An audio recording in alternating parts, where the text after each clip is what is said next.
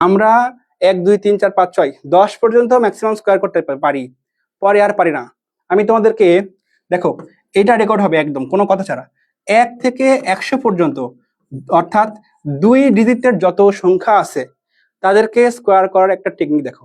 তোমরা এইটা আনসার করে দিয়েছো অনেকে, বাপরে, একটা টেকনিক শিখে রাখো। আনসারটা করেছো, খুবই খুশি হলাম।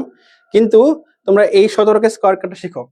তাহলে আমরা 17কে স্কোয়ার করতে চাই, 17কে স্কোয়ার করতে চাই, অর্থাৎ 2 অঙ্ক বিশিষ্ট কোনো সংখ্যার আমরা স্কোয়ার বা বর্গ করতে চাই, তখন কিভাবে করবো একটু খেয়াল করো। ইজ ইকুয়াল টু, আমরা এরকম করে একটা ঘর আঁকাবো, সেখানে 3টা বক্স থাকবে, 3টা, ঠিক আছে। প্রথম কথা হচ্ছে আমরা এখানে এককের ঘরে কত আছে 7, তাকে স্কোয়ার করবো। 7কে স্কোয়ার করলে কত হয়, 7 7 49, তাহলে এখানে আমরা লিখলাম 49, 49, ঠিক আছে। এখানে দশকের ঘরে কত আছে 1, তাকে স্কোয়ার করবো। 1কে স্কোয়ার করলে কত হয়, 1কে স্কোয়ার করলে 1ই হয়, এখানে আমরা লিখলাম 1। তারপরে এই 17 আর 1 আর এই 7, এই 1 আর 7 গুণ করলে কত হবে, 7 থেকে 7, তার সাথে আবার এই 2টা গুণ করে দিব, স্কোয়ার এর 2 গুণ করে দিব, তাহলে 7 2 14, আমরা এখানে লিখবো 14, ঠিক আছে।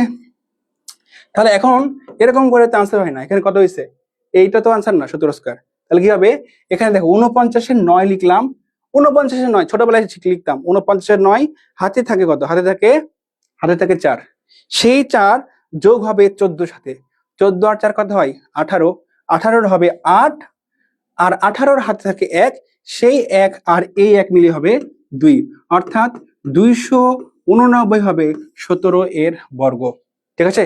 তাহলে আমরা এই 17 বর্গ কত পাবো, আমরা তো ক্যালকুলেটর পাবো না, আমাদেরকে মুখে মুখে করতে হবে। তাহলে 17কে বর্গ করলে পাই হচ্ছে 289